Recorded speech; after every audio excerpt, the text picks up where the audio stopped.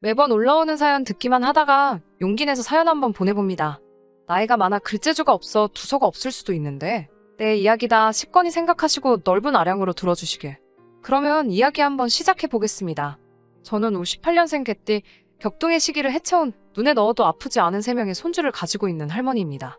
아래로 연년생 아들, 딸 갖고 있으니 저도 따지고 보면 며느리한테는 불편한 시어머니이기도 하고 반대로 우리 딸한테는 세상에 하나뿐이 없는 친정엄마이기도 합니다. 매번 올라오는 사연들 보면서 제가 며느리가 볼 때는 너무한 시어머니이기도 하겠다는 생각이 들기는 하는데 제 얼굴에 침 뱉는 것 같아 어디 가서는 남 부끄러워 말해본 적 없는 이야기니 이렇게 사연 한번 적어봤습니다.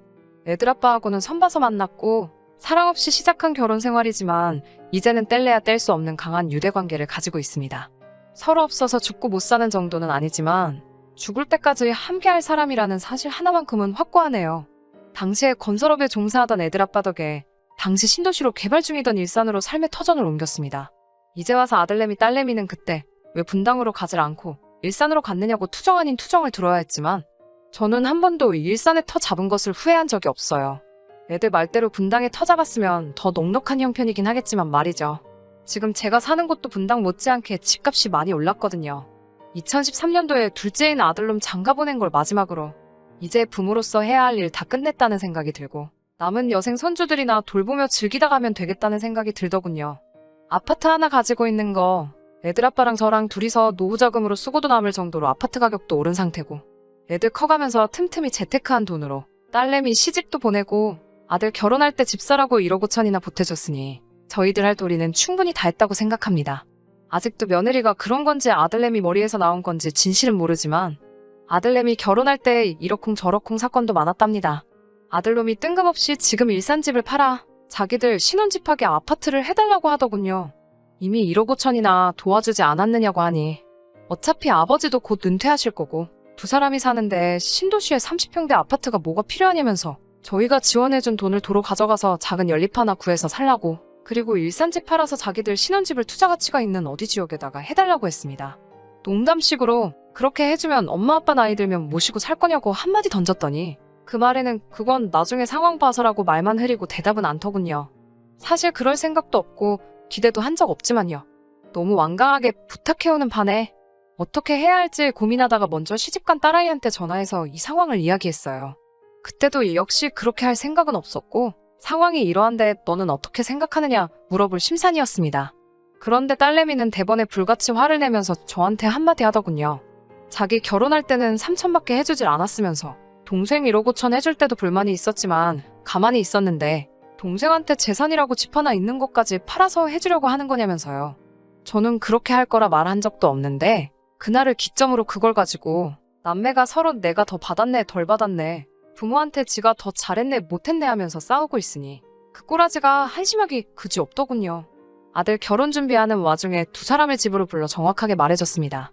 지금 사는 아파트는 유산으로 나눠줄 생각도 없고 정리할 생각도 없다고요. 아들한테도 새집 해줄 생각일랑 전혀 없다고.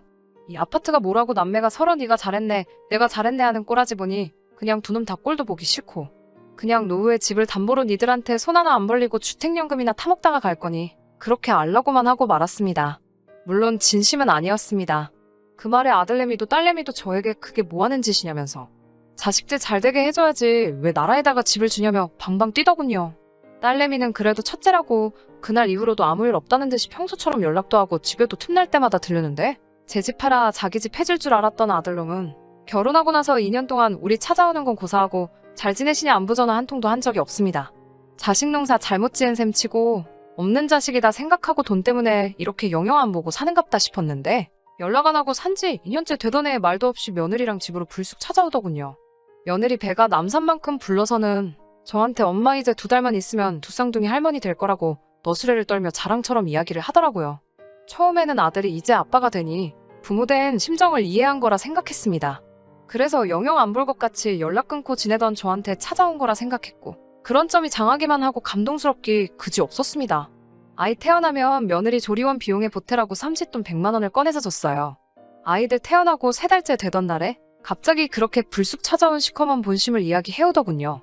지 마누라가 이제 회사로 복직을 해야 하는데 쌍둥이 봐줄 사람이 없다며 저보고 쌍둥이 좀 봐줄 수 없겠느냐고 물어보더군요. 사돈 댁이 지방인지라 친정에 맡기고 싶어도 상황이 여의치가 않다고요. 시커먼 속내가 훤히 보여 내키지 않았지만서도 딸아이 첫 손주 태어났을 때 딸아이는 전업주부이기도 하고 사위가 지방공무원이라 사는 지역이 멀어 손주보는 재미는 딸아이 시가 쪽에 양보했어야 했거든요. 손주 돌보는 게 소원이기도 했고 그래서 알겠다고 했습니다. 그렇게 5개월 정도를 일산에서 노원까지 버스랑 지하철을 갈아타면서 아들 집으로 출근을 했습니다. 며느리는 제가 아이를 봐주기 시작한 지 얼마 후부터 눈치 아닌 눈치를 주기 시작하더군요. 집에 들어오자마자 아들한테 집에 먼지가 많다는 둥, 같이 퇴근하고 들어왔으면서 여태 설거지도 안 하고 뭐 했냐고 핀잔을 준다던지, 아기들 쓰는 이불은 자주 빨아주는 게 좋지 않냐고 하며 누가 봐도 제가 들으라고 마치 저보고 집에 있으면서 해놓으면 좀 좋냐고 하는 소리처럼 들리더군요.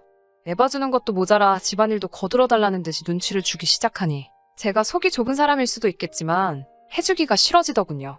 그래서 하루는 두 사람을 불러서 이제 차비도 많이 들고 날도 추워져 힘들다고 못하겠다는 식으로 이야기했습니다.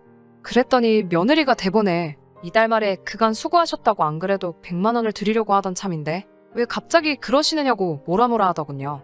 그깟 돈 몇 푼 받고 싶다고 하는 것도 아니고 돈 때문에 그러는 거였으면 진즉에 첫 달부터 안 했을 거라고 이야기했더니 대번에 저들이 뭐 섭섭하게 한 것이 있냐는 식으로 나오더군요. 애 봐줄 사람 없다고 2년 만에 찾아온 것도 아무 말 없이 그냥 넘어가 줬는데 저들이 섭섭하게 한 게 있냐는 말을 들으니 더 이상 할 말도 없더군요. 아들이 제 면전 앞에다 대고 성화를 내더군요. 맞벌이에도 돈이 모자란 지들 사정 뻔히 알고 있지 않느냐고요. 그때 자기가 말한 대로 제 집 팔아서 자기들 집 해줬으면 애엄마도 일 관두고 전업주부를 했을 거라며 그 집이 지금 얼마인지는 아냐면서 저 때문에 손해를 봤다는 식으로 말했습니다. 거기에 저희는 주택연금에 노령연금까지 타고 있지 않냐면서 따지고 보면 제가 자기들보다 더 여유 있을 거라고 자식이 잘하려고 발버둥 치고 있는데 좀 도와주면 안 되냐는 식으로 따져 물어오더군요. 듣다 보니 노친네가 용돈 몇 푼 달라고 곤조부린다고 생각하는 것 같아. 아니라고, 됐다고, 그냥 애 봐줄 터이니 이 이야기는 그만하자고 말하고 대화를 마무리 지었습니다. 어느 날 평소처럼 아들 집에서 손주들 돌보고 있는데 사부인이 집으로 문을 따고 들어오시더군요. 어쩐 일이냐 여쭤봤더니 깜짝 놀라시며 이야기 못 들으셨냐고 하면서 며느리랑 전화 연결을 시켜줬습니다. 저한테 미리 언질 한번 해주지 않은 채 그날 며느리가 이제 친정엄마가 집에서 같이 지내시면서 아이들 돌봐주기로 했다고, 지가 정신이 없어서 저한테 말한다는 걸 깜빡했다면서 이제 그만 오셔도 된다고 이야기하더군요. 그렇게 아들내외한테 토사구팽당하고 돈 밝히는 쉬모가 돼버린 채 약속이라도 한 데 또 2년이라는 시간을 아들내외와 다시 연락 한 통 없이 지내게 되었습니다. 제게 원래 주려고 했다던 100만 원도 끝끝내 주지 않더군요. 아들내외의 행동이 괘씸하기도 했지만 5개월 동안 정이 잔뜩 들었는지 손주놈들이 너무 보고 싶었는데 연락 없어 지내는 그 기간 동안 사진 한 장 받아볼 수 없었습니다.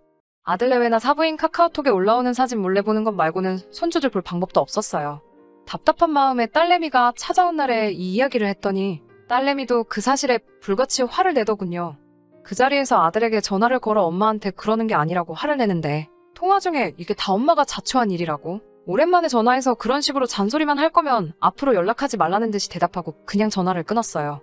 딸내미는 사돈댁에다가 아들 줬다고 생각하라고, 요즘은 아들이 출가회인이라고 없는 자식 치라고 이야기하지만 부모된 마음에 그게 되나요? 더군다나 손주들하고 짧은 시간이지만 정도 잔뜩 들었는데 말이에요. 무소식이 희소식이겠거니 생각하면서 그렇게 2년이 훌쩍 지났는데 아들놈에게 또 뜬금없이 연락이 왔습니다. 손주들 데리고 애비가 좋아하는 과자 몇 봉지 사서 저희 집으로 왔어요. 무슨 바람이 불어서 찾아왔는가 했더니 대번에 또 애들 좀 봐줄 수 있냐고 물어보더군요. 사부인은 어쩌고 다시 나에게 애들을 봐달라고 하느냐고 했더니 그간 애들 봐주시다가 허리가 안 좋아지셔서 한동안 쉬기로 했다더군요. 애들 아빠도 이제 은퇴한 상황이고 아들 사는 집까지 가려면 차비도 드는 데다가 요 근래 바쁠 때마다 친언니가 하는 식당에서 일 도와주며 용돈벌이 하던 것도 손주들 봐주려면 이제 못하게 되었으니 못해도 월 50씩은 받아야겠다고 말을 했더니 아들놈이고 며느리고 할 것 없이 그 자리에서 안색이 바뀌더군요. 장모님은 지난 2년간 돈 한 푼 안 받으며 손주들 봐줬는데 엄마는 왜 그렇게 만날 때마다 돈돈돈 하시냐면서 아들내외는 생각 좀 해보겠다고 말하고는 제 대답이 마음에 안 들었는지 저녁도 같이 하지 않고 곧바로 손주들 데리고 집으로 돌아가더라고요. 그러고 한 일주일 지났나 며느리에게서 좋은 생각이 있다면서 연락이 왔습니다. 출근길에 아이들을 제 집에 내려주고 퇴근길에 태워가는 식으로 하게 되면 차비가 따로 들지 않고 저도 고생할 필요가 없으니 좋고, 그렇게 되면 제가 달라고 한 돈 50 대신에 차비만큼 제외해서 20만 원만 달달이 들여도 충분하지 않겠냐고 하더군요. 의도가 뻔히 보이는 며느리 얄미움에도 그날 잠깐 봤을 뿐인데 안 본 사이에 부쩍 커버린 손주들이 할머니 말하는 게 자꾸 눈에 밟혀서 알겠다고 했습니다. 은퇴하고 집에서 지내는 애들 아빠도 그날 처음 손주들 보니까 너무 좋았는지 이번엔 집에서 자기도 도와줄 테니 그렇게 하자고 했고요. 앞서 말씀드렸다시피 제가 이미 노후 준비까지 다 끝나 있는 상황에서 진짜 돈 얼마가 받기 위해 애를 봐주기로 한 건 아니었습니다. 거절했다가는 또다시 아이들을 방패 삼아 연락 끊고 지낼 거라는 생각에 순순히 아들내외 뜻을 따르기로 한 거였죠. 아이들이 5살이 되면 어린이집에 보낼 계획이라고 했으니 힘들더라도 2년 정도만 그렇게 하면 되겠더군요. 그래도 주기로 한 20만 원은 매달 5일이 되면 꼬박 챙겨서 보내줬습니다. 아들한테 엄마가 좋아하는 돈 잘 받았냐고 생색내는 연락을 받아야 했습니다. 얼마 되지도 않는 돈이기도 했지만 저를 위해 쓰지 않고 오롯이 손주들 돌보는 데에만 사용했습니다. 초반에는 출근길에 손주들 데리고 집으로 왔고 퇴근길에는 집에 들려 애들을 데려갔습니다. 대중교통 1시간 반씩 걸려가며 아들 집까지 갈 필요도 없었고 가장 힘든 갓난쟁이 시기도 지난 데다가 힘써야 하는 일들은 애 아빠도 도와주니 사실 처음 쌍둥이 봐줄 때보다 그렇게 힘들 것도 없었습니다. 조금은 어른이 된 건지 퇴근길에 가끔씩 저녁으로 먹으라고 이것저것 사오기도 하고 금요일에 아이들 데리러 오면서 외식도 몇 번 하고 했습니다. 하지만 그나마도 처음 몇 달만 그런 식이었습니다. 매일매일 데려다주고 데려가고 하더니 어느 날부터 야근을 해서 시간이 안 된다, 이래서 안 된다, 저래서 안 된다 이런저런 핑계로 하루씩 거르기 시작하더군요. 손주들 봐주기로 한 지 4달 정도 지나고부터는 아예 월요일 출근길에 애들을 내려놓고 금요일 퇴근길에 데려가는 식으로 바뀌어 버렸습니다. 그런 식으로 주일 내내 손주들 봐주기 시작한 지 1년이 지났습니다. 몇 번씩은 그만하겠다는 생각이 머리 끝까지 올라오고 했지만 무럭무럭 자라는 손주들 보니 또 그렇게 할 수는 없더라고요. 얘들이 무슨 죄가 있나 싶기도 하고 은퇴하고 적적해하던 남편도 손주들 돌보면서 즐거워 보이고 생기도 도는 듯 보였고요. 그걸 보면서 몇 번을 참아가면서 견뎠습니다. 그러던 어느 날이었습니다. 여느 날처럼 손주들 보면서 있는데 웬일로 사부인한테 연락이 오더군요. 지인들이랑 파주에 있는 아울렛 다녀오는 길인데 파주랑 일산의 거리가 가까우니 오랜만에 손주들 얼굴 좀 보고 싶다고 집 주소 좀 알려달라고요. 얼마 안 있어서 도착한 사부인은 허리가 아프시다더니 그 말과는 다르게 선수가 훤해 보였습니다. 차 한잔 내어드리면 요즘 어떻게 지내시냐고 물어봤죠. 그런데 사부인이 한 대답에 저는 크나큰 충격을 받게 되었습니다.